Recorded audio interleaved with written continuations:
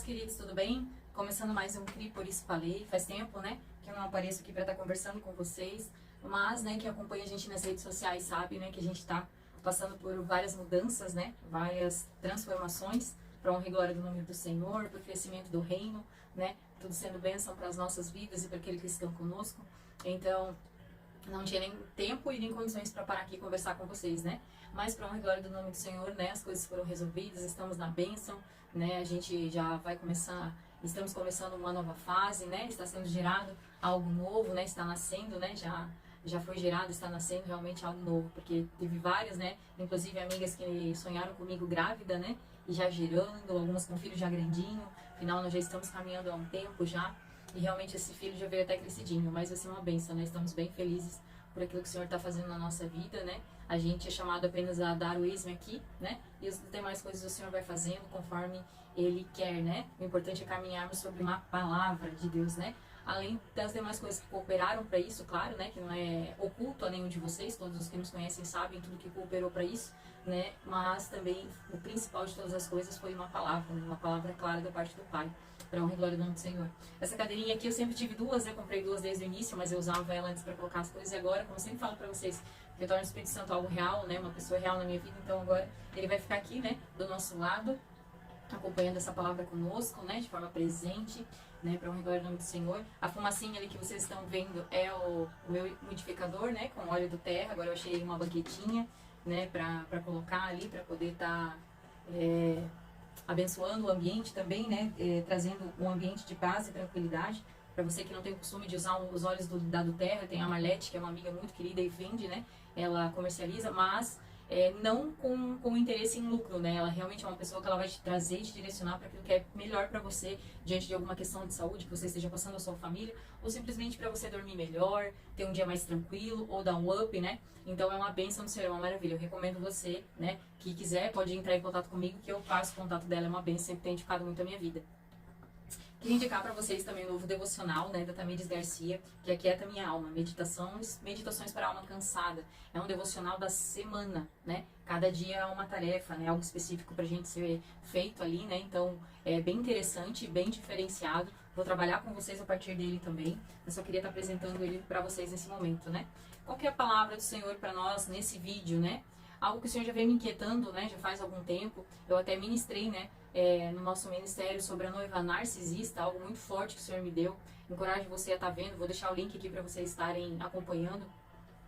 E realmente é forte porque fala das 7 igrejas, né? Do exemplo das 7 igrejas e 7 características de uma pessoa narcisista, que infelizmente está cada vez mais comum no nosso meio, né? Pessoas egocêntricas, com mania de grandeza, nunca querem começar por baixo, sempre faz da sua medida algo inflado, né? E acaba perdendo muitas pessoas com isso, porque atropela pessoas para conseguir chegar onde quer, da forma que quer, porque tem que ser tudo do seu jeito. Qualquer opinião, né, ou feito contrário àquilo que a pessoa acredita já não é de Deus, né? É sempre uma versão idealizada de si mesmo em tudo. Então é vitimista, qualquer coisa que façam para essa pessoa, ela sempre vai ser a vítima, mesmo que ela faça coisas realmente difíceis, né? E feias, né? Crimes, não importa o que ela cometa, ela sempre vai se fazer de vítima em todas as circunstâncias.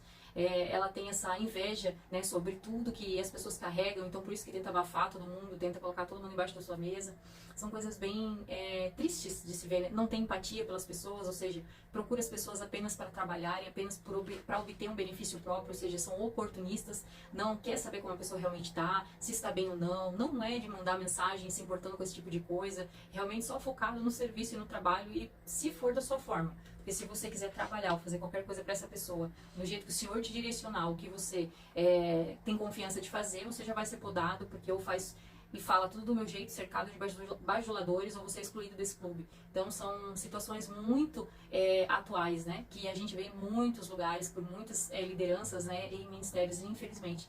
E em Isaías 4, versículo 1, ele fala dessas 7 mulheres que em determinado momento vão querer agarrar um homem para simplesmente querer o seu nome, para se livrar da vergonha da solteirice, mas não querem compromisso com ele porque deixam claro que as demais coisas, o sustento, as vestes, as ações, elas vão fazer da sua forma, né? Então, essa relação oportunista se dá por uma pessoa narcisista, como eu já falei aqui das características, né?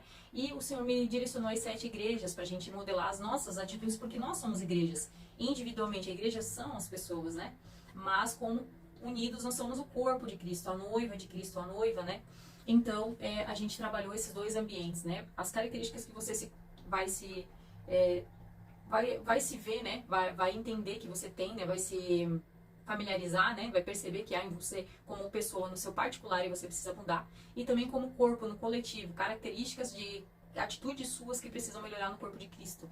Então, realmente é algo bem complexo e desafiador, mas pontual para esse tempo, né? Para que nós não sejamos dessa forma, porque no versículo 2 e 3 fala de uma noiva que vive, eu troquei ali as palavras, né, de Israel por salvos, de Sião por temor ao Senhor, de Jerusalém por centro da vontade de Deus. Então, há uma igreja, né, os salvos, os separados, que não se corromperam com a cultura desse século, e não tem problema nenhum em remar contra, né, e ser como o deitioso e o peixinho que vai na contramão mesmo, não importa o que falem, não importa o que cobrem da gente.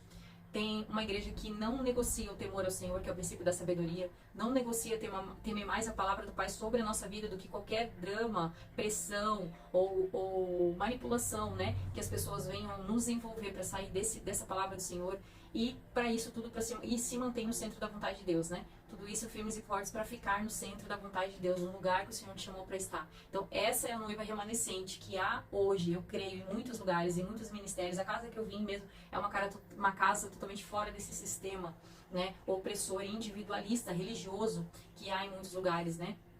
Então, essa palavra é muito tremenda. E depois de ter ministrado essa palavra, eu até quero trabalhar com vocês, particularmente, cada característica e cada noiva ali, cada igreja, né, para que a gente possa, com calma, destrinchar esses 7 características, essas 7 noivas, para sairmos também desse lugar, né, e irmos para o centro da vontade de Deus com temor ao Senhor, como salvos que somos.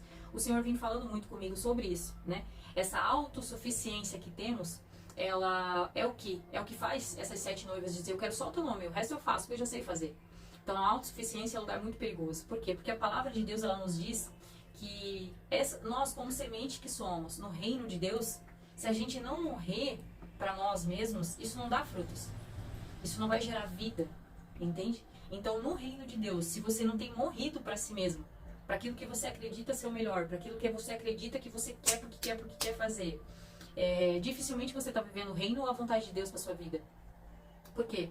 Porque a palavra de Deus diz que se a gente não tem negado a si mesmo, se a gente tem lutado, inclusive para fazer a nossa própria vontade, ainda que a gente tenha que magoar pessoas, passar por cima de pessoas, ou viver afirmando que essas pessoas que nos contrariam, né, elas não têm a vontade de Deus sobre a vida delas, a gente vai acabar perdendo a nossa vida, o nosso reino, aquilo que o Senhor tem para nós, né, o nosso propósito de vida. Por quê? Porque estamos remando contra a palavra de Deus. Você precisa se autoexaminar e ver se realmente você não está seguindo uma versão idealizada de si mesmo. Quantas vezes, né, até hoje, nesses últimos tempos e dias, você tem ouvido a voz do Senhor que é contrária à sua, e reconhecido que é a voz do Senhor, porque Ele usa a nossa consciência, ainda que você pode estar resistindo ao Espírito Santo, né? Ao que o Espírito Santo tem falado ao seu coração. Você pode resistir se você quiser. A palavra diz que nós resistimos o Espírito Santo a ponto de apagá-lo, a ponto dele não falar mais, já que a gente não quer ouvir. Só que a nossa consciência não. O Senhor usa a consciência até do ateu, para testificar na consciência do ateu que Deus existe. Então, a nossa consciência, nós não temos para onde correr. Então, a nossa consciência nos diz quando nós estamos errados, mesmo na personalidade narcisista. Só que, claro que eu acredito que para uma personalidade narcisista é muito mais difícil, porque eles realmente não acreditam que erram. Eles são totalmente resistentes à verdade. Eles são, de fato, assim, uma das características é a mentira. Porque eles distorcem a verdade para corroborar a sua própria verdade. Então, são pessoas que são vitimistas por isso, porque eles acreditam efetivamente que está tendo relacionamento com as pessoas, sendo oportunistas, sem se preocupar com elas, mas querendo apenas bajulação, afirmação e serviço. Eles estão corretos com isso, eles não precisam ter empatia, eles precisam só que as pessoas trabalhem para eles envolvem elas a esse ponto, da pessoa realmente se sentir especial e voltar para debaixo da mesa. Então, eles acreditam realmente que tudo que eles têm é diferente dos demais. Eles vivem buscando lugares excepcionais onde vão, né, diferente das pessoas. Então, eles têm essa inveja, né, dos demais. Tudo que é deles é melhor, tudo que é deles é diferente, é especial, né? Sempre estão diminuindo as pessoas à sua volta, deixando as pessoas de lado. Esse tipo de situação. Então, eu acredito que seja mais difícil para eles testificar da consciência daquilo que Deus tem falado por isso. Porque a verdade deles é sempre maior. O Deus que eles servem é uma versão de si mesmo que nunca os contraria, que nunca faz diferente do que eles têm falado. E mesmo que eles façam barbaridades como fazem, eles ainda são errados e ainda são vítimas, né? Então precisa ter muita sabedoria para lidar com essas pessoas, mas saiba que o Senhor é a nossa justiça. O Senhor sempre vai à frente e faz. e a colheita vem, né? Os frutos falam por si de todas as situações e circunstâncias e você pode descansar em paz. Ainda que eu acredito que em determinados momentos, se for necessário, nós vamos à frente fazer a nossa defesa, a nossa resposta, se necessário. Mas primeiro espere e confie na palavra do Senhor, naquilo que o Senhor faz, na justiça dele sobre todas as coisas e sobre a colheita. Que a colheita vem e os frutos falam por si. Tem pessoas que dizem que não há como você testificar se uma pessoa teve um encontro real com Deus ou não, se aquilo que ela está fazendo é de Deus ou não, mas os frutos falam por si. Eu, desde que estou com meu esposo casado, desde que a gente começou, né, essa obra juntos, poucas pessoas saíram de onde a gente está, né? Teve um casal por um propósito maior e uma pessoa também por uma direção específica, mas que temos contatos até hoje, conversamos até hoje, os abençoamos, os honramos. Então, os frutos de todas as coisas falam por si. Então, nesse sentido, da gente ter muita sensibilidade, se estamos vivendo a vontade do Senhor para a nossa vida ou não, é com todo esse contexto que eu tenho trazido para vocês até aqui. Todo esse contexto. Por quê? Porque você precisa saber se você realmente está buscando a vontade de Deus ou a sua própria. Porque a vontade de Deus não passa por cima das pessoas, a vontade de Deus não difama as pessoas, e difamar não é falar por trás, difamar é atribuir um crime, é uma atitude da pessoa. A vontade de Deus, ela realmente abençoa e convive com as diferenças, né? Por quê? Porque Deus nos fez assim multiformes. Não foi para chegar aqui, mas aí lá na Terra você vai ter alguém que você vai ter que ser moldado para aquela pessoa. Não. Nosso único modelo é Cristo e que é multiforme e celebra as nossas diferenças, porque a gente se completa. Por isso que pessoas que só convivem com bajuladores não crescem.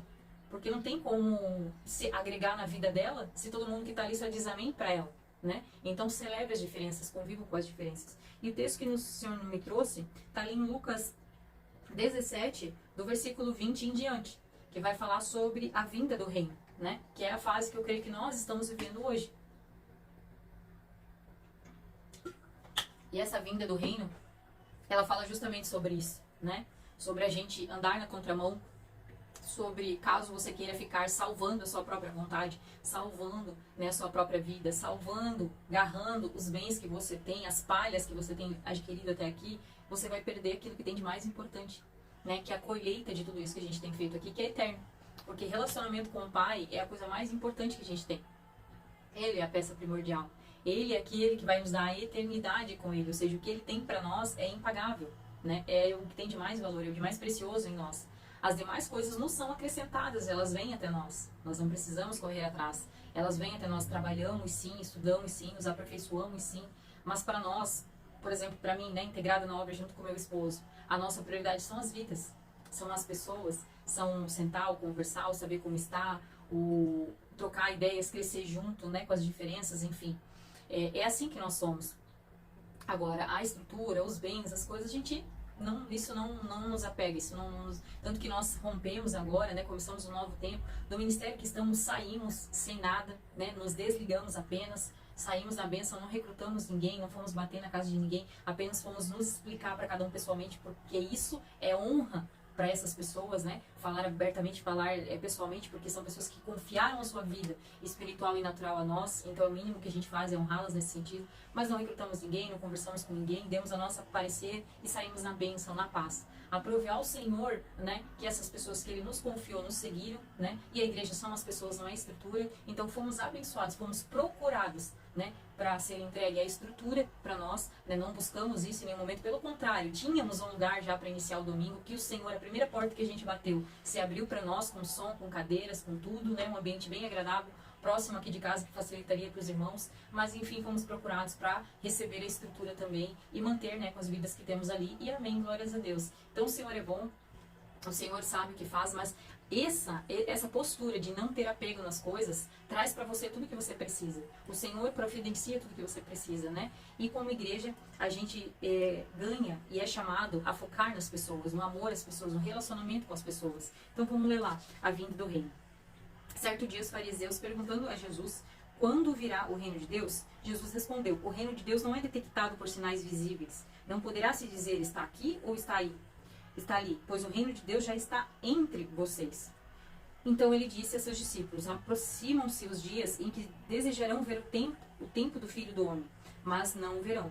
Dirão a vocês: vejam, lá está, ou aqui está ele, mas não os sigam. Porque assim como o relâmpago lampeja e ilumina o céu de uma extremidade à outra, assim será no dia em que vier o Filho do Homem. Mas primeiro é necessário que ele sofra terrivelmente e seja rejeitado por essa geração. Quando o filho do homem voltar, será como no tempo de Noé.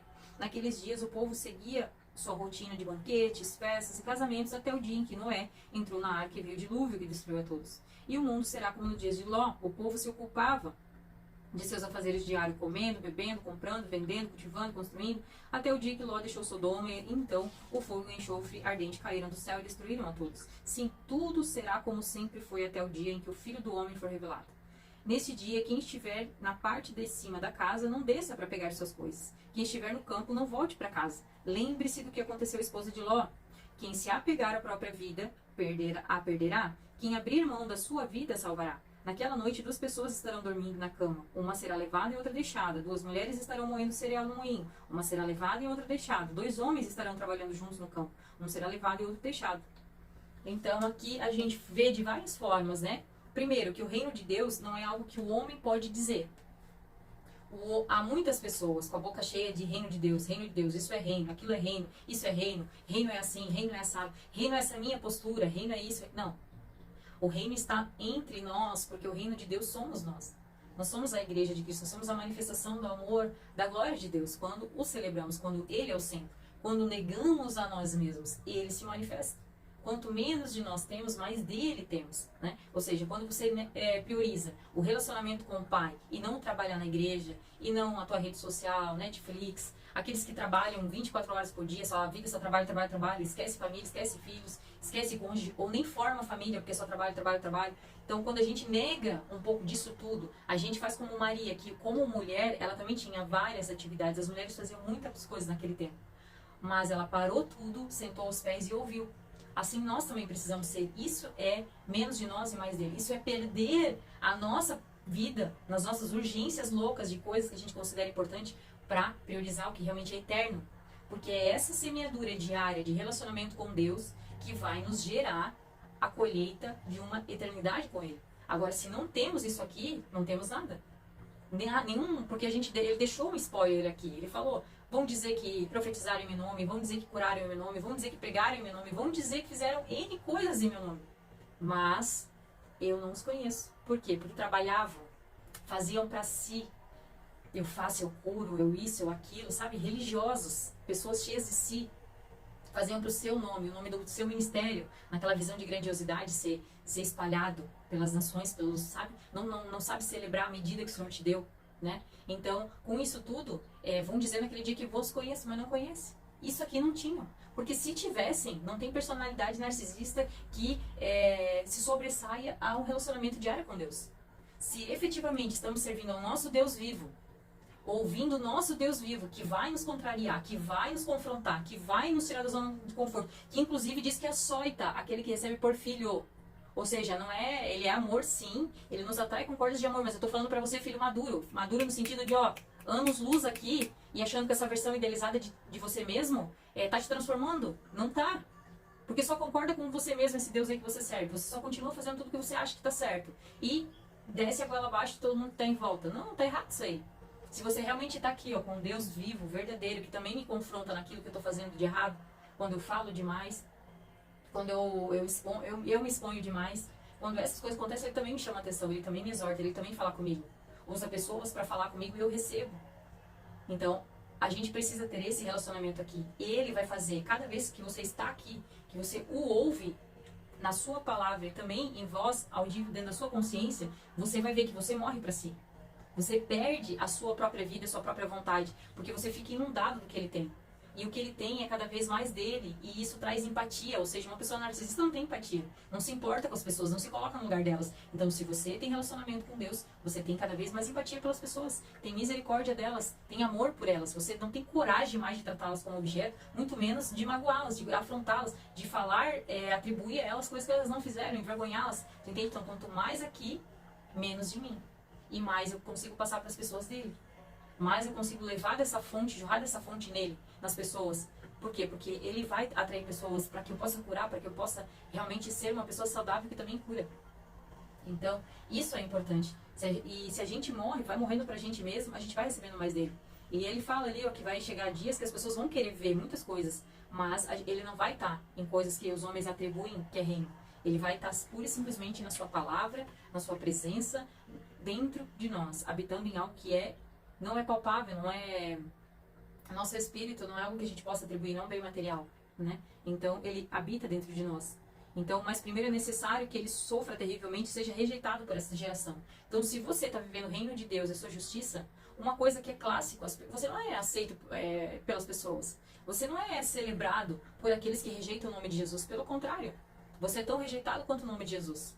Então, nos ambientes que você vai, que te resistem, que rejeitam tudo aquilo que você carrega, tudo aquilo que você fala, tudo aquilo que você traz, que vem da parte do Pai, o Senhor também já está sendo rejeitado ali. Você, por carregar a essência do Pai, só vai sofrer o mesmo. Então, em ambientes que o Pai não opera mais, porque há versões idealizadas do homem, você também não tem lugar para você ali. Você não vai se encaixar nesses ambientes e nesses lugares, e nem queira.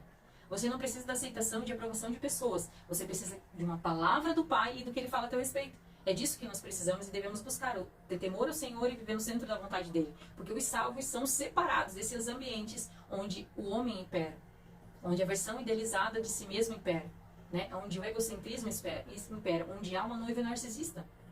Então, a nós somos chamados a ser conectado e estarmos juntos com aqueles que celebram o nome de Cristo. Ah, mas a gente tem que ir até os perdidos, a gente tem que ir... Sim, a ovelha perdida a gente busca e traz no colo.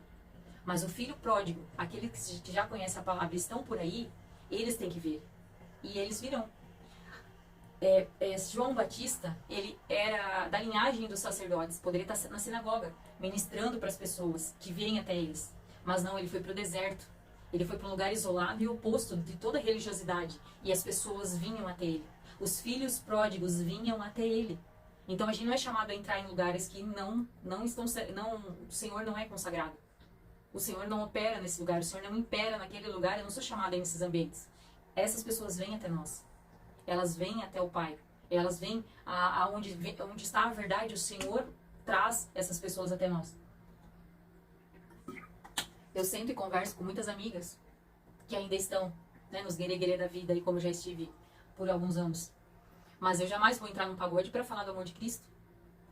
Por quê? Porque essas pessoas, o Senhor vai atrair elas até onde a gente está.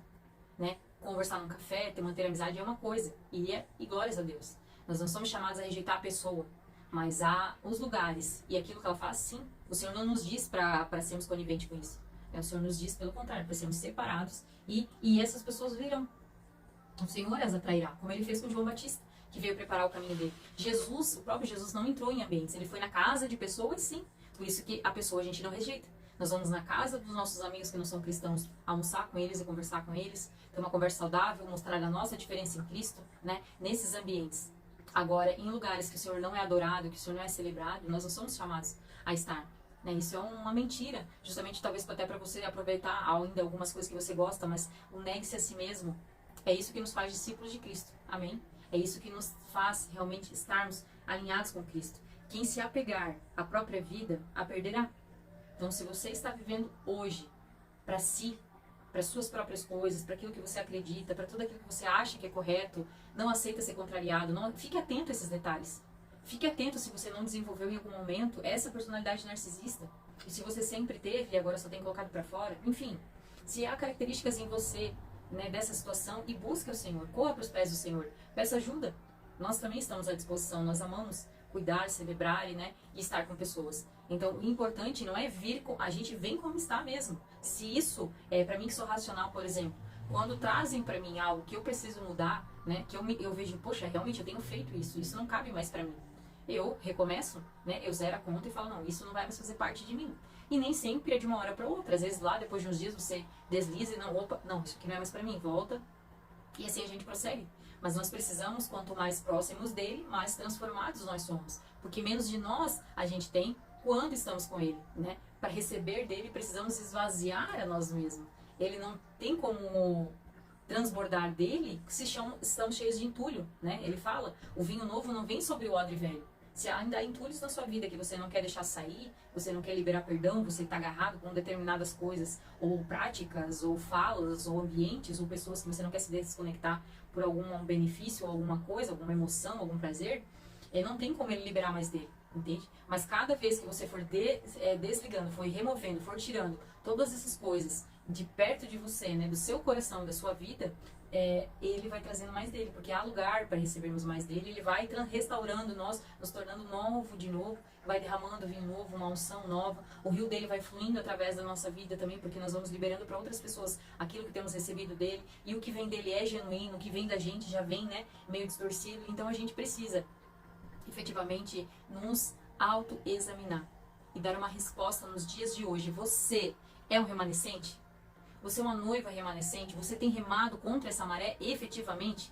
Você tem sido contra essa corrente, né, de autossuficiência, de egoísmo, de sistema, de amantes de si mesmo, sabe? De idolatria. Você tem realmente se cercado de pessoas que possam agregar na sua vida, mesmo que diferente de você? Você tem deixado para trás aquilo que não convém mais? Ah, mas eu não consigo ainda liberar determinadas situações. A gente nunca consegue, nós nunca vamos sentir de liberar perdão. Perdão não é um sentimento, é uma decisão. Como amar.